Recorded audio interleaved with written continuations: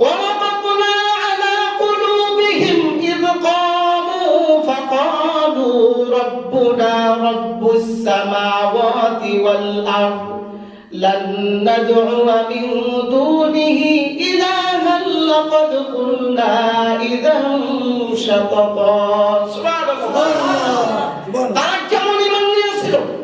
বাদশা যখন বলছে তোমরা কেন আল্লাহর ইবাদত করবে না বলে না আমরা আল্লাহর ইবাদত করব না এমন আল্লাহর ইবাদত করব না যে আল্লাহর ইবাদত করব কেমনে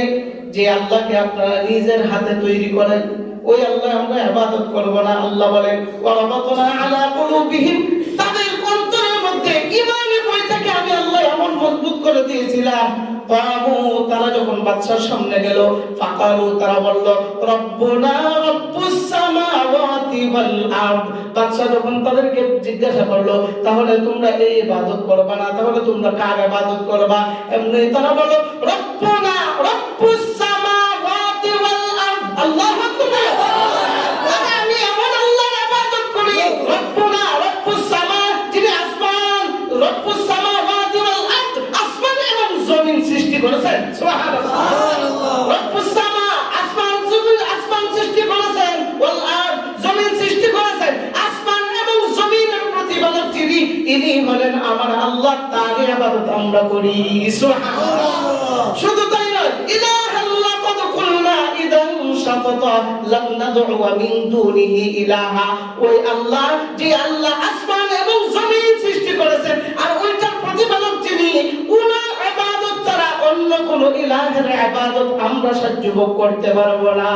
সুবহানাল্লাহ কেমন ঈমান দেখছেন এত বড় একদম জালেম বাদশার সামনে দাঁড়ায় বলছে লান নাদউ মিন দুনিহি ইলাহা তারা বলে এই আল্লাহ ব্যতীত অন্য কারো ইবাদত আমরা করতে পারবো না লাকাদ কুলনা ইদান শাতাতা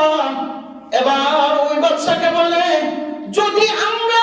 ওই আল্লাহর ইবাদত ছাড়া যদি অন্য ইলাহের ইবাদত যদি করি তাহলে স্বয়ং আমার আল্লাহর সঙ্গে গাদ্দারি করা হয়ে যাবে সুবহানাল্লাহ আচ্ছা বলেন একজন মুসলমানের ঘরে জন্ম হয়ে ওই মানুষটা যদি নামাজ না পড়ে একজন মুসলমানের ঘরে জন্ম হয়ে ওই কথা যদি আল্লাহর ইবাদতে মগ্ন না হয় একজন মুসলমানের ঘরে জন্ম হয়ে যদি আল্লাহর রাসূলের বিধান মতো জিন্দেগি না চালায় তাহলে কি আল্লাহর সঙ্গে গাদ্দারি করা হয় না আর কথা বলেন আল্লাহর সঙ্গে গাদ্দারি করা হয় না নামাজ পড়া ফরজ না ওয়াজিব না সুন্নাত ফরজ জোরে বলেন কি ফরজ এই ফরজ বিধানটা যদি আমরা বাদ দিয়ে দেই আল্লাহর সঙ্গে গাদ্দারি হবে কি হবে না আরো সহজ করার জন্য বলি দুইজন মানুষ একজনের বাড়িতে কাজকর্ম করে আপনাদের এই গ্রাম্য ভাষায় এই লোকদেরকে কি বলে কামলা কেউ বলে মনি কেউ বলে কাজের লোক কাজের বুয়া বলে কি বলে না বলে এই লোকগুলো যদি আপনার বাড়িতে থাকে তাহলে তার দায়িত্ব কি আপনি যা কাজ বাতায় দিবেন সেই কাজগুলো করবে এবং আপনার গোটা বাড়িটাকে কি দিবে পাহারা দিবে আপনার কোনো মাল ক্ষতি হতে দিবে না এটা তার কাছে একটা আমানত এটা সে রক্ষা করবে কিন্তু ওই ব্যক্তিটা যদি আপনার বাড়ির কোনো ক্ষতি হয়ে যাইতেছে সেটা লক্ষ্য করে না ধরো না নষ্ট হয়ে যাইতেছে কিন্তু অন্য পাশের আরেক বাড়ি একটা জিনিস নষ্ট হয়ে যাইতেছে ওইটাকে বড় মহব্বত করে সুন্দর করে টমায় রাখে আচ্ছা বলেন তো এই যার মালিকের বাড়িতে সে কাজ করে ভাত খায় বেতন দেয় ওই মালিকের জিনিস নষ্ট হয়ে গেছে ধরে না অন্য মালিকের বাড়ি কাজও করে না ভাতও হয় না বেতন দেয় না কিন্তু ওইটা হেফাজত করে ওই যে হেফাজত করলো নিজের মালিকের সঙ্গে গাদ্দারি করা হয় কি হয় না হয় কেন তুমি আমার বাড়িতে থাকো আমার খাওয়ান খাও আমি তোমাকে বেতন দেই আমার একটা জিনিস যদি নষ্ট হয়ে যায় তুমি অবশ্যই হেফাজত করবা ওই মানুষ তোমাকে কোনো কিছু দেয় না কিন্তু দেখা যায় ওই মানুষের পাগল হইয়া আমার বাড়ি জিনিস নষ্ট হয়ে ওইটা বলে গেছো ঠিক না ঠিক ঠিক তো তুমি পাবে আল্লাহ তাআলা যে ফরজ বিধানগুলো দিয়েছেন আমরা নামাজ পড়ব কিন্তু নামাজ পড়ি না কি করি আল্লাহর বিধান বাদ দিয়া শয়তানি খাসালত আমাদের ভিতরে ঢুকাইয়া দিছি ঠিক না ঠিক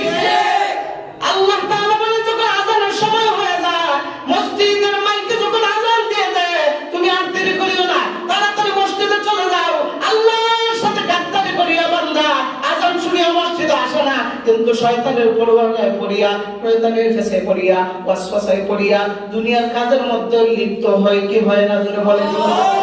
দুনিয়ার অন্য জামায়ায় লিপ্তি হয় কি হয় না?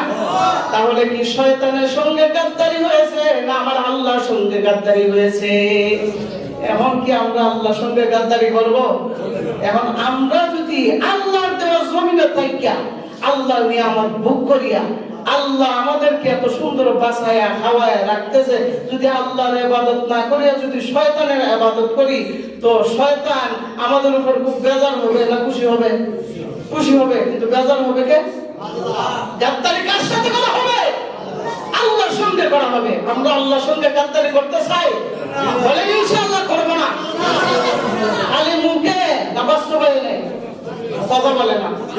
বাস্তবায়ন করতে হবে। ওটা কি কে বলা হয় সাথী ইমানদার? খালি মুখে বললেন না, মুখে তো আপনি সবকিছু করতে পারবেন। এই